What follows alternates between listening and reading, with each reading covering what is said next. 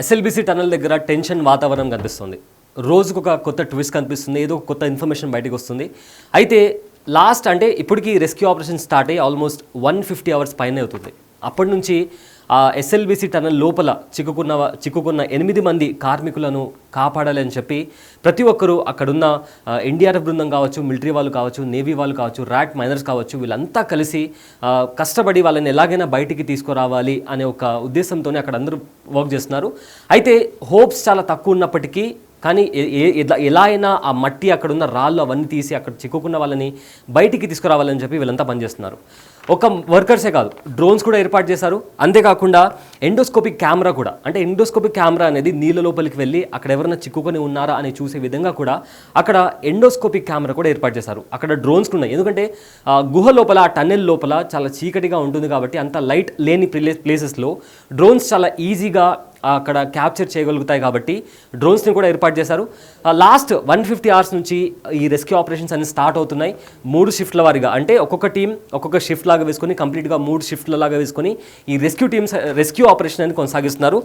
మొత్తం 130 మంది ఎన్డీఆర్ఎఫ్ బృందం ఉన్నారు. అందులో 24 మంది మళ్ళీ హైదరాబాద్ ఉన్నారు. అగైన్ 24 మంది సోల్జర్స్ ఉన్నారు. అండ్ 24 మంది సింగరేణి రెస్క్యూ టీం వాళ్ళు ఉన్నారు. అండ్ 120 మంది ఎస్డీఆర్ఎఫ్ బృందం వాళ్ళు ఉన్నారు. వాళ్ళతో పాటు ర్యాట్ హోల్ మైనర్స్ కూడా ఉన్నారు. ఈ ర్యాట్ హోల్ మైనర్స్ అనే వాళ్ళు మాన్యువల్గా తవ్వుకుంటూ, అంటే ఎలుకలు ఎలా అయితే భూమిని తవ్వుకుంటూ లోపలికి వెళ్తాయో ఆ విధంగా మాన్యువల్గా తవ్వుకుంటూ వాళ్ళు లోపలికి వెళ్ళి మాన్యువల్గా తవ్వుకుంటూ వెళ్ళి ఈ ఏవైతే డెబ్రీస్ ఉన్నాయో అవన్నీ జరుపుకుంటూ ఈ రెస్క్యూ ఆపరేషన్స్ అనేవి చేస్తారు. అయితే ఇందాక చెప్పినట్లు గడుస్తున్న 150 గంటల్లో ఇలా రెస్క్యూ ఆపరేషన్స్ జరుగుతుంది.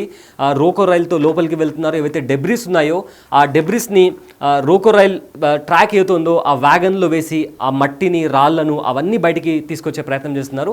దాంతోపాటు ఏదైతే ఆ machine, turbo borewell machine, TBM machine ఏదో లోపల స్టక్ అయి ఉందో దానిపైన బురద, రాళ్ళు ఇవన్నీ పడి ఉన్నాయి. సో దానికి సంబంధించిన పార్ట్స్ని కూడా గ్యాస్ కట్టర్తో కట్ చేసే ప్రయత్నం కూడా చేస్తున్నారు. సో ఇలా రకరకాల ప్రయత్నాలు, ఏది సాధ్యమైతే ఆ విధంగా రకరకాల ప్రయత్నాలు చేస్తూ ఖచ్చితంగా వాళ్ళని కాపాడాలి అనే ఒక ఉద్దేశంతో అందరూ అక్కడున్న టీం ఏదైతే ఉందో వాళ్ళందరూ కలిసి సహాయక చర్యలు చేపడుతున్నారు. సో మీకు కొన్ని విజువల్స్ చూపించే ప్రయత్నం చేస్తాను. ఆ టన్నెల్ లోపల కరెంట్ సిచ్యువేషన్ ఎలా ఉంది. ఇందాక నేను చెప్పినట్లు చాలా చీకటిగా ఉన్న ఆ టన్నెల్లో అంతగా లైట్ ఉండకపోవచ్చు, లైట్ కూడా లేదు. లైట్ ఉన్నప్పటికీ కూడా చాలా తక్కువగా అనిపిస్తుంది. సో అందుకే డ్రోన్స్ కూడా వాడుతున్నారు. సో మీకు కొన్ని విజువల్స్ చూపించే ప్రయత్నం చేస్తాను. సో ఈ విజువల్లో మీరు చూసుకుంటే ఇక్కడ రెస్క్యూ టీం వాళ్ళు ఎవరైతే ఉన్నారో ఇక్కడ మీకు క్లియర్గా వాళ్ళు నిలబడిన చోట బురద కనిపిస్తుంది, నీళ్లు కూడా కనిపిస్తున్నాయి. సో ఆల్మోస్ట్ అంటే రోకో రైల్ ఒక 12 కిలోమీటర్స్ వరకు వెళ్తుంది. అక్కడి నుంచి చాలా దూరం వరకు నీళ్లు ఉన్నాయి. ఆ నీళ్లు దాటిన తర్వాత మట్టి, బండరాళ్ళు, కంకర ఇవన్నీ ఉన్నాయి. సో వాటిని అన్నింటినీ జరుపుకుంటూ ఆ జరిపే క్రమంలో టర్బో బోర్వెల్ మిషన్కి సంబంధించిన పార్ట్స్ ఉంటే వాటిని గ్యాస్ కటింగ్ చేసుకుంటూ ఆ పార్ట్స్ని మళ్ళీ రోకో రైల్లో ఉన్న వేగన్ ఏదైతే ఉందో దాంట్లో వేసి బయటికి పంపిస్తున్నారు. సో ఇంత చేసుకుంటూ చాలా స్పీడ్గా మనం బుధవారం ఇంకా మంగళవారంతో పోలిస్తే, లేదా నిన్న జరిగిన రెస్క్యూ ఆపరేషన్తో పోలిస్తే ఇవాళ చాలా స్పీడ్గా ఈ రెస్క్యూ టీం వాళ్ళు ఈ రెస్క్యూ ఆపరేషన్ని చేయబడుతున్నారు. మీకు ఇంకో విజువల్ కూడా చూపించే ప్రయత్నం చేస్తాను. ప్రజెంట్ ఆ గుహ లోపల వాళ్ళు రెస్క్యూ ఆపరేషన్ ఎలా చేపడుతున్నారని దానికి సంబంధించి కూడా విజువల్స్ మనకు వస్తున్నాయి. సో ఈ విధంగా దానికి సంబంధించిన పార్ట్స్ కావచ్చు, లేదా రెస్క్యూ ఆపరేషన్కి కావాల్సిన ఏదైతే ఎక్విప్మెంట్స్ ఉన్నాయో అవి మోసుకుంటూ వెళ్ళి, ఎందుకంటే 12 కిలోమీటర్స్ వరకే ఆ రోకో రైల్ అని వెళ్తుంది. అండ్ దాని లోపలికి వెళ్ళాలంటే కూడా ఆ 12 కిలోమీటర్లు కవర్ చేయాలంటే కూడా ఆల్మోస్ట్ 2 గంటలు పడుతుందట అక్కడున్న ఆఫీసర్స్ కొంతమంది చెప్తున్నారు. సో అక్కడికి వెళ్ళి మళ్ళీ నడుచుకుంటూ అక్కడ ఉన్న మట్టిని జరుపుకుంటూ పైకి వెళ్ళి ఈ మషిన్స్కి, అంటే టర్బో బోర్వెల్ మెషిన్కి సంబంధించిన పార్ట్స్ని గ్యాస్ కట్టర్తో కట్ చేసి ఇలా మోసుకుంటూ మళ్ళీ రోకో రైలు ఉన్న ట్రాక్ దగ్గర తీసుకెళ్ళి అక్కడ వ్యాగన్లో పెట్టి బయటకు తీసుకువెళ్ళే పరిస్థితి. సో ఈ మొత్తం అందరు టీమ్స్ అంటే దగ్గర 300 మంది కలిసి ఇక్కడ పనిచేస్తున్నారు 3 షిఫ్ట్ల వారీగా. సో దీనికి సంబంధించి ఇంకా మనకు విజువల్స్ వస్తున్నాయి. ఇంకా ఆ విజువల్స్ కూడా మీకు చూపించే ప్రయత్నం చేస్తాను. ఇక్కడ మొత్తం నీళ్లు మీరు చూసుకుంటే ఆ టన్నెల్ లోపల ఆల్మోస్ట్ అంటే మన ఇక్కడ కాళ్ళ కంటే పైకే వచ్చేసాయి నీళ్ళు. అలాంటి దాంట్లో దిగి వాళ్ళంతా గ్యాస్ కట్టర్ తీసుకొని స్పేర్ పార్ట్స్ని దానికి జరుపుకుంటూ అలా జరిపేటప్పుడు మట్టి, బండరాళ్ళు ఇవన్నీ ఉంటాయి. సో అదే కాకుండా ఆ మషిన్ ఇరుక్కున్న చోట ఒకవేళ పైన మట్టి ఉంటే కూడా ఇది జరిగే క్రమంలో ఆ మట్టి కూడా వీళ్ళపైన పడే ప్రమాదం ఉంది. అంత హై రిస్క్ తీసుకొని వీళ్ళు లోపలికి వెళ్ళి ఆ బండరాళ్లను జరుపుకుంటూ ముందరికి వెళ్ళి ఎలాగైనా వాళ్ళని కాపాడాలి అనే లాగా ప్రతి ఒక్కరూ కష్టపడుతున్న పరిస్థితి కనిపిస్తుంది. ఇంకా చాలా విజువల్స్ మనం చూసుకుంటే ఈ వీడియో చూడండి ఒకసారి. లోపలికి వెళ్ళి వాళ్ళు ఎలా కంప్లీట్గా మెల్లమెల్లగా జరుపుకుంటూ ఇక్కడ ఈ వీడియోలో మీరు చూసుకుంటే ఎవరైతే రెస్క్యూ టీం వాళ్ళు ఉన్నారో నేను పాజ్ చేస్తున్నాను. సో ఇట్లా ఈ విధంగా వాళ్ళు లోపలికి వెళ్ళి వాళ్ళ దగ్గర ఉన్న ఎక్విప్మెంట్స్తో అక్కడ నీళ్ళు ఉన్నప్పటికీ రాళ్ళు ఇవన్నీ జరుపుకుంటూ ర్యాట్ హోల్ మైనర్స్ కావచ్చు, ఎన్డీఆర్ఎఫ్ బృందం వాళ్ళు కావచ్చు, ప్రతి ఒక్కరు వాళ్ళ దగ్గర ఉన్న ఎక్విప్మెంట్తో మెల్లమెల్లగా ముందరికి జరుగుతున్న పరిస్థితి ఉంది. ఇందాక చెప్పినట్లు నిన్నటితో లేదా బుధవారంతో కంపేర్ చేసుకుంటే ఇవాళ ఈ రెస్క్యూ ఆపరేషన్ ఇంకాస్త స్పీడ్గా ముందుకు వెళ్లాల్సిన పరిస్థితి ఉందని చెప్పి గవర్నమెంట్ ఆల్రెడీ ఆర్డర్స్ పాస్ చేసింది. దానికి తగ్గట్టుగానే అక్కడ రెస్క్యూ టీం వాళ్ళు కూడా ఒకసారి ఈ విజువల్ చూడండి, పాజ్ చేసి చూపిస్తాను. కంప్లీట్గా ఆ మెషినరీకి సంబంధించిన పార్ట్స్ కావచ్చు, డెబ్రీస్ కావచ్చు, రాళ్ళు, మట్టి ఇవన్నీ ఉన్నాయి.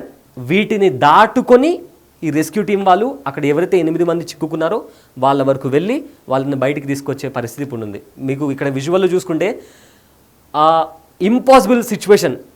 ఎందుకంటే పొరపాటున కూడా వీళ్ళు అవి మషిన్ జరిపే క్రమంలో పైన ఏవైతే మట్టి లేదా పెంచులు ఊడిపోయి వీళ్ళ మీద పడే ప్రమాదం కూడా ఉంది. సో వాటన్నిటిని వాళ్ళు అధిగమించి మెల్లమెల్లగా లోపలికి వెళ్తున్నారు.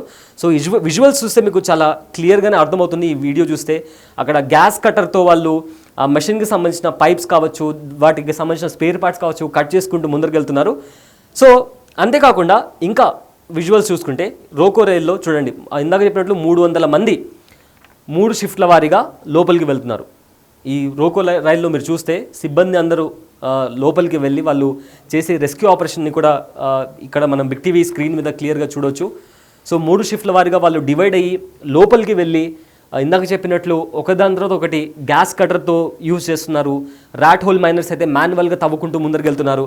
సో ఈ విజువల్స్ అన్నీ చూస్తే అక్కడ ఎంత భయంకరమైన సిచ్యువేషన్ కనిపిస్తుందో మనం చాలా క్లియర్గా అర్థం చేసుకోవచ్చు.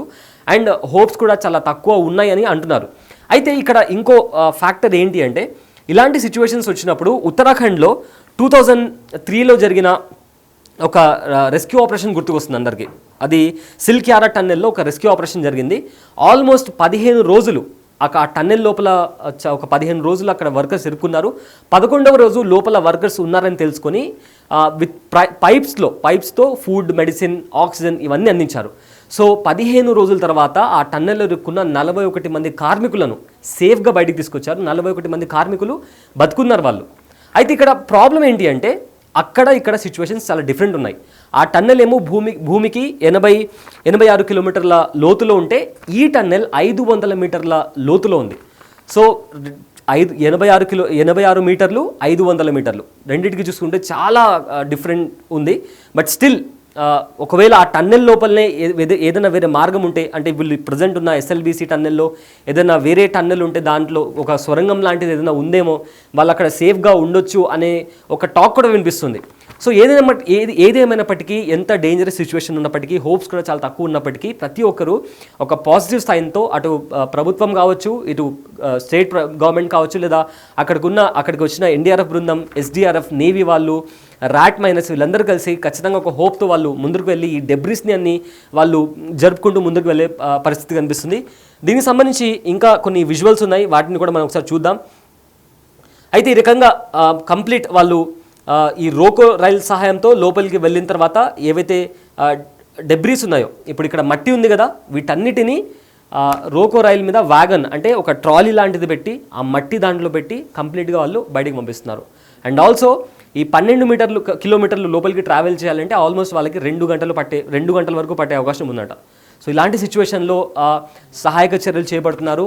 ఇంకో 2 రోజుల్లో దీన్ని కంప్లీట్ చేస్తామని కూడా ఆల్రెడీ గవర్నమెంట్ తరపు నుంచి కూడా ఎవరైతే కన్సర్న్ మినిస్టర్స్ ఉన్నారో వాళ్ళు కూడా మాట్లాడడం జరిగింది. అండ్ మినిస్టర్స్ కూడా లోపలికి వెళ్ళి అక్కడ ఉన్న సిచ్యువేషన్ ఏంటి, రెస్క్యూ ఆపరేషన్ ఎలా జరుగుతుంది అనే విధంగా కూడా వాళ్ళు చెప్పడం జరిగింది. అండ్ పీఎం కూడా ఆల్రెడీ స్పందించారు. సో ఇవాళ ఇందాక చెప్పినట్లు ఇవాళ వెన్స్డే లేదా నిన్నటితో కంపేర్ చేసుకుంటే ఇవాళ ఎట్టి పరిస్థితుల్లోనూ ఈ రెస్క్యూ ఆపరేషన్ అనేది ఇంకా స్పీడప్ చేయాలి అని కూడా ఆర్డర్స్ వచ్చాయి. అండ్ అదేవిధంగా ఇక్కడ ఉన్న టీమ్స్ ఎవరైతే ఉన్నారో ఆల్మోస్ట్ 300 మంది, 130 మంది ఎన్డీఆర్ఎఫ్ బృందం ఉన్నారు, 24 మంది హైడ్రా టీం వాళ్ళు, ఒక 24 మంది సోల్జర్స్ మన ఇండియన్ ఆర్మీకి సంబంధించిన సోల్జర్స్ ఉన్నారు. అదేవిధంగా 24 మంది సింగరేణి రెస్క్యూ టీం వాళ్ళు ఉన్నారు. అండ్ 120 మంది ఎస్డీఆర్ఎఫ్ బృందం ఉన్నారు. అండ్ వాళ్ళతో పాటు ర్యాట్ మైనర్స్ కూడా ఉన్నారు, ర్యాట్ హోల్ మైనర్స్ కూడా ఉన్నారు. సో వీళ్ళంతా కలిసి మూడు షిఫ్ట్ లాగా డివైడ్ అయ్యి లోపలికి వెళ్ళి అక్కడి నుంచి దిగి ఆ నీళ్ళని దాటుకుంటూ లోపలికి వెళ్ళి అక్కడ ఉన్న రాళ్ళు, కంకరాళ్ళు, బండరాళ్ళు ఇవన్నీ క్లీన్ చేస్తూ, ఒకవేళ ఏదైతే మషిన్ అక్కడ ఇరుకుని ఉందో టర్బో బోర్వెల్ మషిన్, దాన్ని జరిపే క్రమంలో ఆ పైన ఉన్న పెంచులు కూడా మళ్ళీ కింద పడే అవకాశం కూడా ఉంది. సో వాటన్నిటిని, ఆ హర్డిల్స్ని అవన్నీ దాటుకుంటూ వీళ్ళు లోపలికి వెళ్తున్నారు. సో లెట్స్ హోప్ అక్కడైతే ఎవరైతే కార్మికులు చిక్కుకొని ఉన్నారో వాళ్ళందరూ ప్రాణాలతో బయటికి రావాలని చెప్పి మనమందరం కోరుకుందాం. అయితే దీనికి సంబంధించిన ప్రతి అప్డేట్ మీరు ప్రతిక్షణం తెలుసుకోవాలనుకుంటే stay tune to big TV. ఎస్ఎల్బీసీలో చిక్కుకుపోయినటువంటి 8 మంది వాళ్ళ జాడ కనుక్కునేందుకు ఎస్డీఆర్ఎఫ్ సిబ్బంది కానీ ఎన్డీఆర్ఎఫ్ సిబ్బంది కానీ చాలా తీవ్రంగా కూడా వాళ్ళు శ్రమిస్తున్నారు. ఈ కోవలోనే కొన్ని సరికొత్త టెక్నాలజీతో కూడినటువంటి స్కానర్స్ను కూడా వారు అవైలబిలిటీలో తెచ్చుకున్నటువంటి పరిస్థితి ఏర్పడుతుంది. ఇప్పుడు మనం నాకు విజువల్లో చూపిస్తున్నటువంటి ఈ ఆక్వా అండర్ వాటర్ సంబంధించినటువంటి ఈ స్కానరు, దీంట్లో వీళ్ళు స్కాన్ చేసిన తర్వాత వాటర్లో కానీ ఎటువంటి పరిస్థితుల్లో కూడా స్కాన్ చేసిన తర్వాత ఎక్కడ మనుషులు ఉన్నారు ఏంటి అనేది వాళ్ళ జాడ అనేది దీంట్లో చాలా క్లియర్గా కనపడుతుంది అనేసి కూడా అధికారులు చెప్తున్నారు. ఎగ్జాక్ట్గా ఈ యొక్క పరికరం ఏ విధంగా ఈ యొక్క రెస్క్యూ ఆపరేషన్లో పనిచేస్తుంది, దీని యొక్క పాత్ర ఎంతవరకు ఉందనేసి కూడా మనతో ఒకసారి అడుగుదాం. ఎస్డీఆర్ఎఫ్కి సంబంధించిన అధికారులు కూడా ఉన్నారు. సార్ ఏంటి సార్, మొదటి రోజు నుండి చూస్తున్నాం ఈ మొత్తం ఆక్వాయి గురించే మాట్లాడుతున్నారు. ఎంతవరకు స్కాన్ చేస్తే దీని పాత్ర ఎంత ఉంటుంది సార్ రెస్క్యూలో? అక్వాయ్ అనేది ఏంటంటే అండర్ వాటర్ స్కానర్ అండి. ఇది ఇందులో మనకు డెడ్ బాడీస్ అని ఎవరైనా హ్యూమన్ బాడీస్ కానీ పర్సనల్ కానీ నీళ్ళలో ఉంటే ఇది లొకేట్ చేస్తుంది, మనకు లొకేట్ చేసి చూపిస్తుంది. ఇది మనకు ఇందులో ఎక్స్ అని వస్తుంది మనం స్కాన్ చేస్తుంటే. సో ఎక్స్ అంటే అక్కడ బాడీ ఉన్నట్లు, ఓ అని ఎక్స్ ఏం లేకుండా వేరే మన హ్యూమన్ స్కిన్స్ కాకుండా వేరే స్కిన్స్ ఉంటే ఓ అని చూపిస్తుంది. ఎందుకంటే హ్యూమన్ స్కిన్స్ సెన్సిటివ్ కనుక ఇది సెన్సిటివ్ ఉన్న స్కిన్స్ని ఇది డిటెక్ట్ చేస్తుంది. వేరే జంతువుల స్కిన్స్ కానీ వేరే ఉంటాయి కదా, అది తిక్కుంటుంది కనుక అది ఓ అని వస్తుంది మనకు. సో ఇది జనరల్గా వాటర్ అయితే ఇందులో మనకు ఎక్కువ పెద్ద ఎత్తున వాటర్ లేదు కదా, సెడిమెంట్ అంతా డెబ్రీస్ ఉంది కదా. డెబ్రీస్ కంటే జర కష్టమే డెబ్రీస్లో, కాకపోతే వాటర్ ఉండాలి, ఎక్కువ వాటర్ ఉన్న దగ్గర ఇది చాలా యూస్ఫుల్ అవుతుంది. కొద్ది చాలా వరకు కూడా 2 feet వాటర్ ఉందని 2 feet వాటర్ ఉన్న దగ్గర ఇది వాడతాము. కానీ డెడ్ బాడీస్ ఉన్న దగ్గర అది మన సెడిమెంటరీ డెబ్రీస్ ఉన్న దగ్గర మాత్రం ఇది కష్టం వాడటం. మ్యాక్సిమం ఎన్ని మీటర్స్ వరకు ఇది స్కాన్ చేయగలుగుతారు సార్? ఇది 50 మీటర్ల వరకు స్కాన్ చేస్తుంది. 50 మీటర్ల లెంత్, 50 మీటర్ల డెప్త్. సో ఎట్లా సార్ లోపలికి వెళ్ళారు, ఇది ఏమైనా చెక్ చేస్తారా సార్ మొత్తం? మేము యాక్చువల్లీ ఇంతవరకు మనకి ఏమైపోయిందంటే ఆ డెబ్రీ క్లియరెన్స్ కాలేదు కదా, ఆ డెబ్రీస్లో ఇది పెట్టలేమన్నట్లు, సెన్సిటివ్ కదా.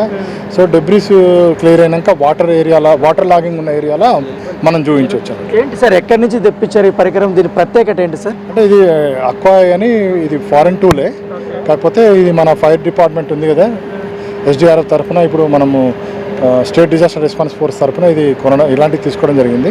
స్టేట్ మొత్తం 3 తీసుకున్నాం, రీసెంట్గా తీసుకున్నాము. ఇది ఇందులో మనము చూద్దామని దీని ఎఫెక్టివ్నెస్ ఎంత ఉంది ఏమన్నా ఇది ఎక్కువగా వచ్చింది. జస్ట్ రీసెంట్ ఇప్పుడే తీసుకొచ్చాం, నిన్ననే తీసుకొచ్చాము. ఇంకా మనము ఇంకా ప్రాక్టికల్గా ఇంకా తీసుకోలేదు, ఇదే ఫస్ట్ ఆపరేషన్. సార్ ఎట్లా యూజ్ చేస్తారు, ఎట్లా స్కాన్ చేస్తారు సార్ దీన్ని? ఒకవేళ అక్కడ చాలా ప్రతికూల పరిస్థితులు ఉంటాయి కదా, ఎట్లా వాడతారు సార్ దీన్ని? దీనికంటే దీని కింద ట్రిగ్గర్ ఉంది, ఇక్కడ ఎల్సిడి స్క్రీన్ ఉంటుంది. ఇది ఏం చేస్తే ఇందులో సెన్సర్స్ ఉంటాయి, అదే ఇందులో నుంచి బీమ్స్ అదే పోయి పంపిస్తుంది. ట్రిగ్గర్ ప్రెస్ చేసినప్పుడు చేసి హ్యూమన్ స్కిన్స్ ఉన్నప్పుడు ఇది ఏం చేస్తా అంటే ఎక్స్ అని మెసేజ్ ఇస్తుంది. తద్వారా మనకి ఏమైతే ఇందులో డిస్ప్లే అవుతుంది. సో ఎక్స్ అన్నప్పుడు మనకు అక్కడ హ్యూమన్ స్కిన్ ఉన్నది, హ్యూమన్ పర్సన్ ఉన్నది తెలిసిపోతుంది. ఓన్లీ వాటర్లో పెట్టినప్పుడు మాత్రమే ట్రిగర్ పెట్టి నొక్కి వాటర్లో మనం స్కాన్ చేసేటప్పుడు మాత్రమే ఎక్కడైతే బాడీ అయితే ఉంటుందో అక్కడ అది వచ్చినప్పుడు ఆల్రెడీ ఎక్స్ అని చెప్పేసి దాంట్లో చూపిస్తూ ఉంటుంది. 20, 30, 50 రేడియేషన్లో మనకు అవసరాన్ని బట్టి ఏరియా పెద్దగా ఉంటేనేమో 50 అట్లా పెట్టుకోవచ్చు, తక్కువ ఉన్నప్పుడు 20, 30 అట్లా పెట్టుకొని స్కాన్ చేస్తూ ఉంటే మనకు కావాల్సిన బాడీ ఎక్కడైతే ఉందో అప్పుడు సిగ్నల్ వస్తూ ఉంటుంది. ఏంటి ఇది ఛార్జింగ్ టైపా సార్, ఎట్లా ఉంటుంది? ఛార్జింగ్. ఇప్పుడు వాటర్లో పడినప్పుడు ఇది మొత్తం ఏం కాదా, దీనికి డ్యామేజ్? వాటర్ కోసమే దీన్ని పెట్టింది, వాటర్లో ఉన్న దాన్ని స్కాన్ చేయడానికే వాటర్ కోసమే డిజైన్ చేసిన పరికరం ఇది. కంటిన్యూగా బటన్ పట్టుకొని స్కాన్ చేయాల్సి వస్తుంది. దీని ట్రిగ్గర్ ఉంది కదా, ట్రిగ్గర్ పట్టుకొని ప్రెస్ చేయాల్సి వస్తుంది. ట్రిగ్గర్ ఆఫ్ అయిపోతే మొత్తం ఆగిపోయినట్టు. సార్ దీన్ని ఎంత మళ్ళీ ఎట్లా స్టోర్ అవుతుందా, ఎట్లా సార్ ఇది? ఎక్స్ అనగానే మనకు అక్కడ తెలిసిపోతాయి కదా, అక్కడ మనం వీ కెన్ సర్చ్. అంటే పర్టికులర్ లొకేషన్ ఇది పిన్ పాయింట్ చేస్తాయి కదా, అది డెడ్ ఈజీ మనకు. ఓకేనండి. ఇది ఈ రెస్క్యూ ఆపరేషన్లో ఈ ఆక్వా ఐకి సంబంధించినటువంటి ఈ పరికరం అనేది చాలా కీలకంగా పనిచేస్తుంది. ఎందుకంటే ఎస్డిఆర్ఎఫ్ సంబంధించినటువంటి అధికారులు దీన్ని వాడుతున్నారు. సో దాంతోపాటు ఇంకా అధికారులు ఉన్నారు, ఇంకా సరికొత్త టెక్నాలజీతో వారు నడుపుతున్నారు కాబట్టి సో మొత్తం ఎస్డిఆర్ఎఫ్కి సంబంధించినటువంటి మొత్తం మెయిన్ ఇన్ఛార్జ్ మొత్తం అంతా కూడా వీళ్ళందరూ కూడా అధికారులందరూ కూడా ఇక్కడికి వచ్చారు. సో మనం విజువల్స్లో కూడా చూస్తున్నాం. మొత్తం ఇప్పుడు మనం విజువల్లో చూపిస్తున్నటువంటి ఈ సార్ ఆధ్వర్యంలోనే ఈ ఆక్వా ఐకి సంబంధించినటువంటి మొత్తం యంత్రాన్ని తీసుకెళ్ళి వాళ్ళు వాడుతున్నటువంటి పరిస్థితి కనబడుతుంది. సో ఖచ్చితంగా 50 మీటర్ల 60 మీటర్ల వరకు కూడా దాన్ని మేము ట్రిగ్గర్ చేయగలుగుతాము. ఆ స్కాన్ చేసిన తర్వాత అక్కడ ఎక్స్ అనేది ఇది వచ్చిన తర్వాత అక్కడ మానవుడు అక్కడ ఉన్నారా లేకపోతే వాళ్ళకి సంబంధించినటువంటి అన్ని అవశేషాలు అక్కడ ఉన్నా లేకపోతే మనిషి అక్కడ ఉన్నా కూడా ఖచ్చితంగా స్కాన్ చేస్తుంది. లేకపోతే జీరో